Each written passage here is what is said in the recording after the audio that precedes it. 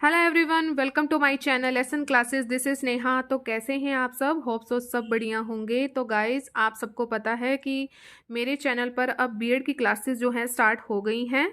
आपको जो आपका पेपर 1 है उसकी क्लासेस जो मैंने स्टार्ट कर दी है। आपके सब्जेक्ट का नेम है चाइल्डहुड एंड ग्रोइंग अप, जो आपको साधारण भाषा में बोले तो उसको हम बोलते हैं सीडीपी। तो ये आपका पेपर 1 है, कंपलसरी सब्जेक्ट है। आपकी कोई भी स्ट्रीम है उसमें आपको ये ज़रूर करना होगा।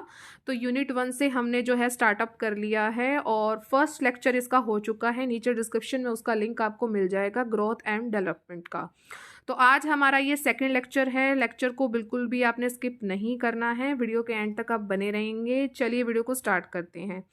तो हमारा टॉपिक है बाल विकास की अवस्थाएं। बाल विकास की आपकी 3 अवस्थाएं होती हैं, लेकिन अगर आपसे मानव विकास की अवस्थाओं के बारे में पूछा जाए तो मानव विकास की आपकी 4 अवस्थाएं होती हैं। शैशवावस्था, बाल्यावस्था, किशोरावस्था और चौथी आपकी जो अवस्था होती है वो है आपकी प्रौढ़ावस्था या युवावस्था। लेकिन हम बाल विकास की 3 अवस्थाओं के बारे में डिटेल में पढ़ेंगे और प्रौढ़ावस्था के बारे में मैं आपको ज़रूर बताऊंगी। तो चलिए, शैशवावस्था को जो टाइम पीरियड होता है 0 से लेकर आपका 2 वर्ष तक होता है। बाल्यावस्था का आपका 2 से लेकर 12 वर्ष तक, ये आपको जो टाइम है याद रखना है, क्योंकि पेपर में आपको लिखना है तो टाइम पीरियड आपको याद रखना ही रखना है। इसको हमने 2 भागों में बांटा। पूरे बाल्यावस्था जो है आपका 2 से लेकर 6 वर्ष तक होता है और उत्तर बाल्यावस्था जो होता है आपका उसका होता है 6 से लेकर 12 वर्ष तक। किशोरावस्था का टाइम पीरियड 12 से 18 भी कह सकते हैं या 13 से 19, जो आपको लगे कि सुटेबल है उस हिसाब से आप जो है टाइम पीरियड को लिख सकते हैं। चलिए, शैशवावस्था के बारे में मैं आपको डिटेल में बताती हूँ और मैं आपको ये बता दूँ कि जिस तरह मैंने नोट्स बनाए हैं इसी तरह आप अपने नोट्स बना सकते हैं, इसी तरह आप अपनी प्रेजेंटेशन दे सकते हैं। ठीक है, एग्जामिनर के सामने आप इसी तरह की प्रेजेंटेशन अगर देंगे तो उसको भी लगेगा कि हाँ आपके कॉन्सेप्ट क्लियर हैं। जैसे यहाँ पर अगर आपने पॉइंट लिख दिया जीवन की नींव, तो जिस तरह मैं एक्सप्लेन करूँगी तो आप अपनी भाषा में उसको लिखें, बुकिश लैंग्वेज से बचें।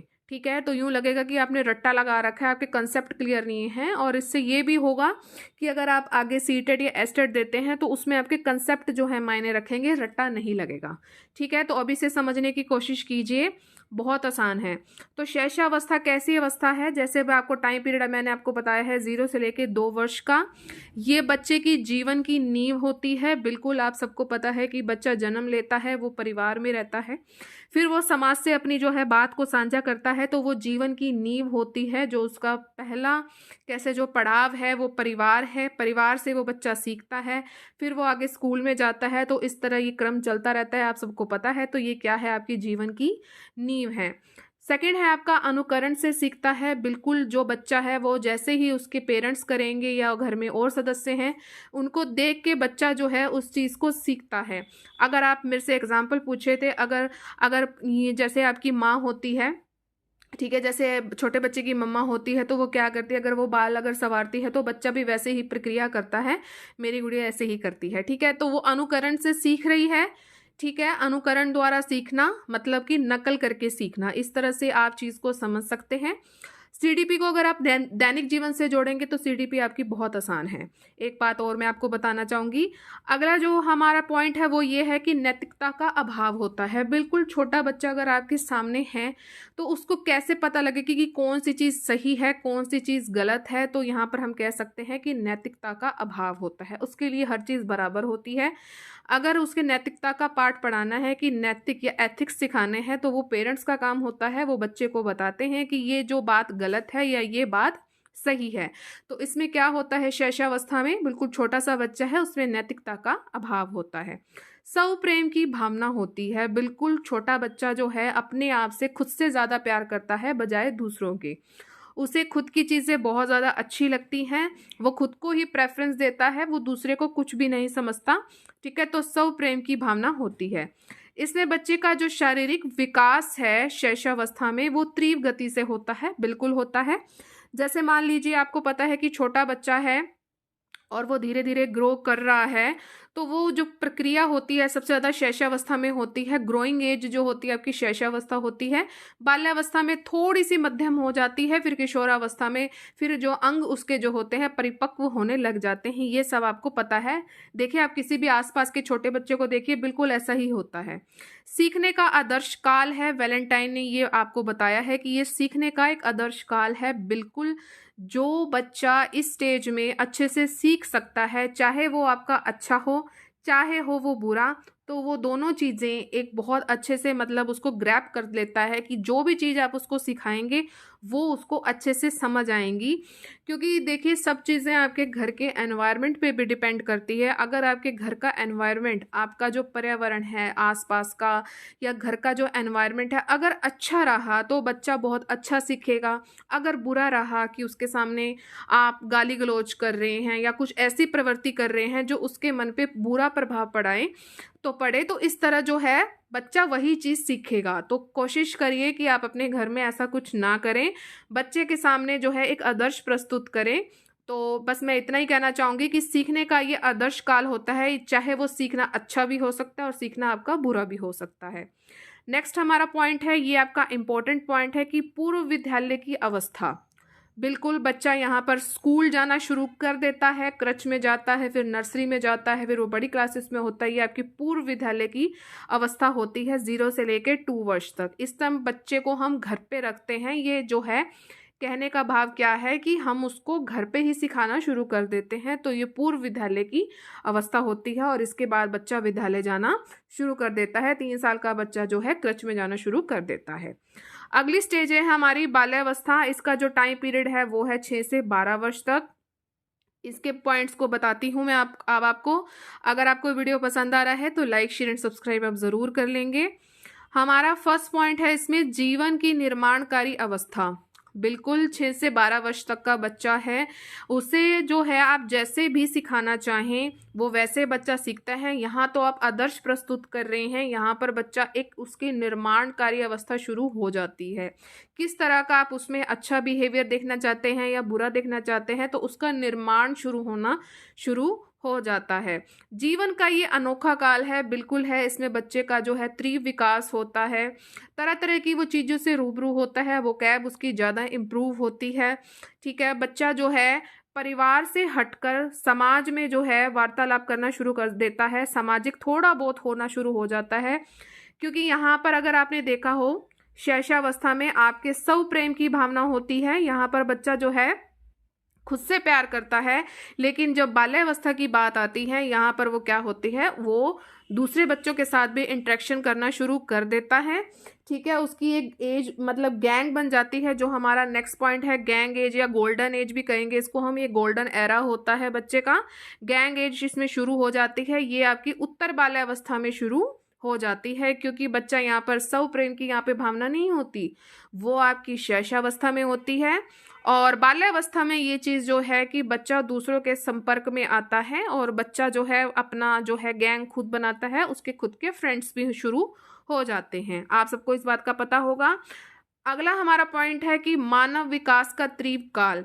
देखिए, तीव्र काल क्या है कि जो विकास है इस टाइम बिल्कुल चरम सीमा पर पहुंचा होता है। थोड़ा सा जो कहेंगे यहाँ पे, थोड़ा सा जल्दी जल्दी काम, मतलब कि आपके जो अंग है जल्दी विकसित होने लग जाते हैं। फिर एक टाइम के बाद जो है बाल्यावस्था में थोड़ी सी कह सकते हैं स्टॉप लग जाता है, फिर किशोरावस्था में जाकर एकदम जंप लगता है।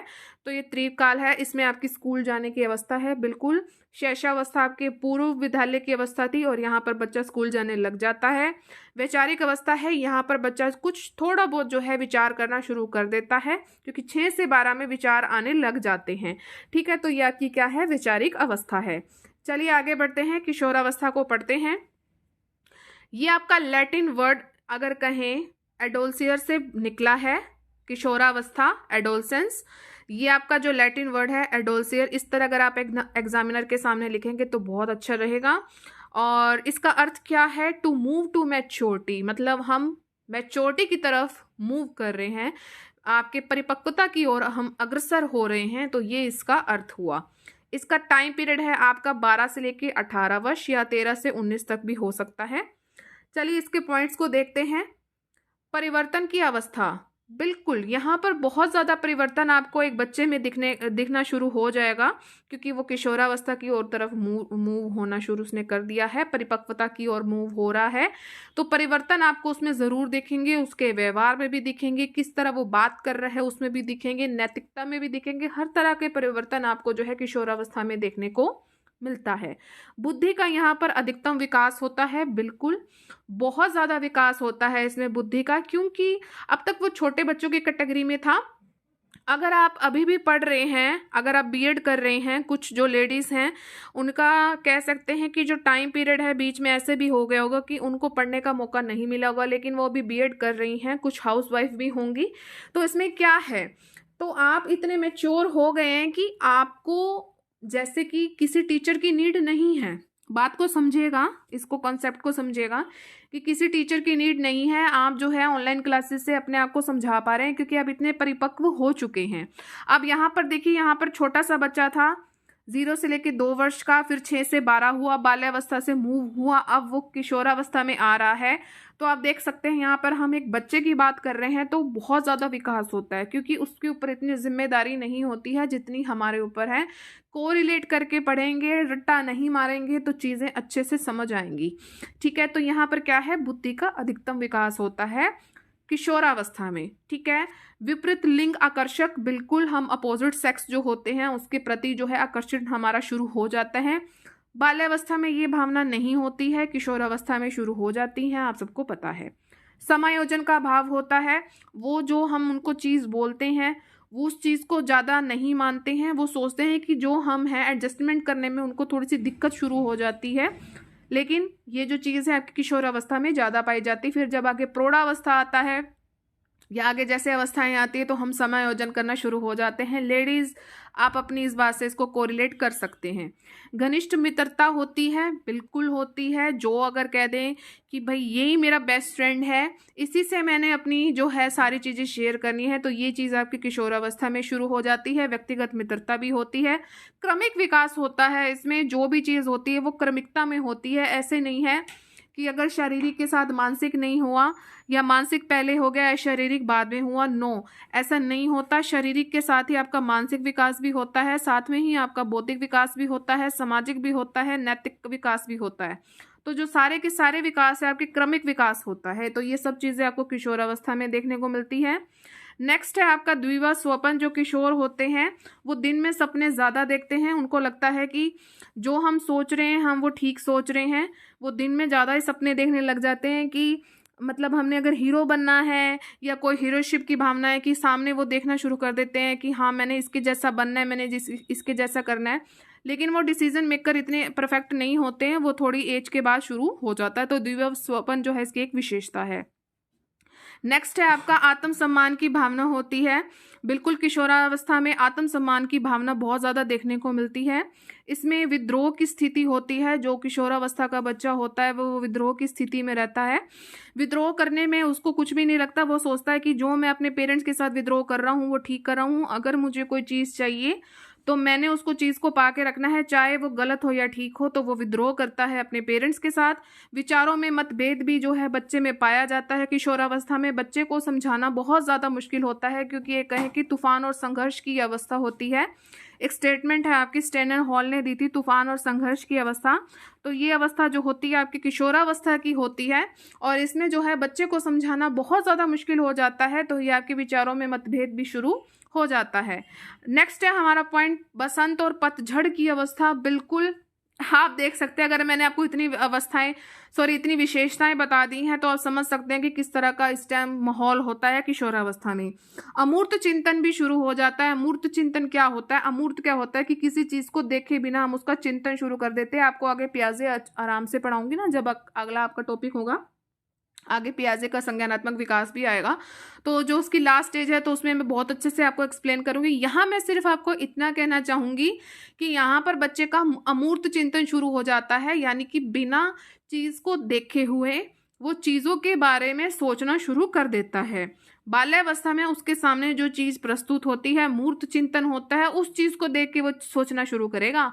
लेकिन किशोरावस्था में क्या होता है कि उस चीज को देखे बिना ही वो उस चीज के बारे में सोचना शुरू कर देता है। ठीक है, तो अमूर्त चिंतन भी आप लिख सकते हैं। शारीरिक परिवर्तन भी होते हैं, इसमें तरह तरह के शारीरिक परिवर्तन भी होते हैं। अंगों का विकास होता है, हार्ट बीट आपकी थोड़ी सी नॉर्मल हो जाती है, जैसे शैशवावस्था में बहुत तेज होती है, इसमें थोड़ी सी स्लो हो जाती है। तो तरह तरह के आपको परिवर्तन भी देखने को मिलते हैं।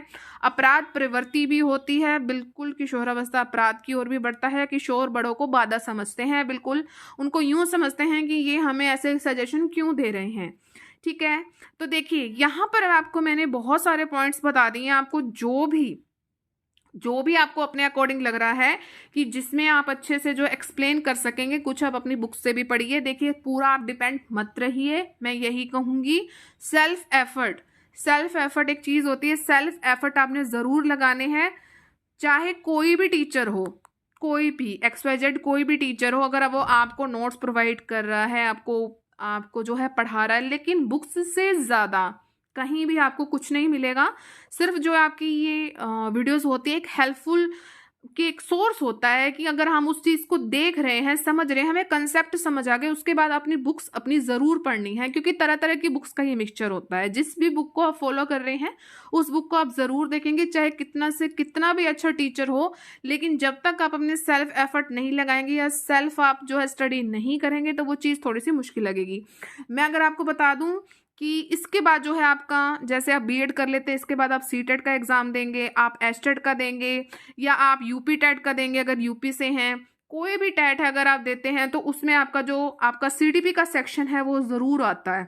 तो मैं इसी तरह ही आपको समझाऊंगी कि जिस तरह आपको नोट्स दिए हैं कि यही आपके आगे सीटेट में भी हेल्पफुल रहेंगे, एस्टेट में भी रहेंगे, या कोई भी टेट है तो इस तरह ही आपको नोट्स देखने को मेरे मिलेंगे।